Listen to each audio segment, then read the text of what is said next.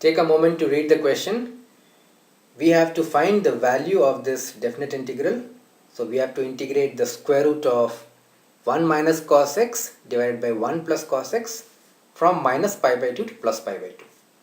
How do we do this question?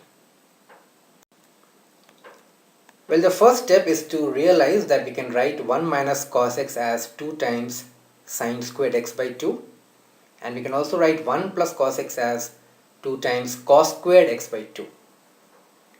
Therefore, the ratio of these two can be written down as tan squared x by 2, which means the square root can now be written down as the mod of tan of x by 2.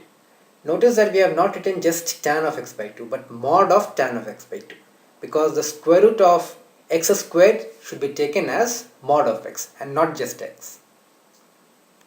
Now therefore, the integral which we have in this form can be written down as the integral of the mod of tan of x by 2 from minus pi by 2 to plus pi by 2. At this point, we realize that mod of tan of x by 2 is an even function. So using the properties of definite integral, we can now write this form into this. So 2 times the integral of tan x by 2 from 0 to pi by 2. Over here, the mod sign has now been removed. Now we know the integral of tan x, it is log of secant x. Therefore, the integral that we have results in this value. So we have log of secant x by 2 divided by half, and the lower limit is 0, the upper limit is pi by 2. So simplifying this further, we get this. And now plugging in the values, we have log of secant pi by 4 minus log of secant 0.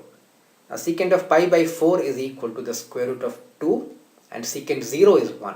So we get this.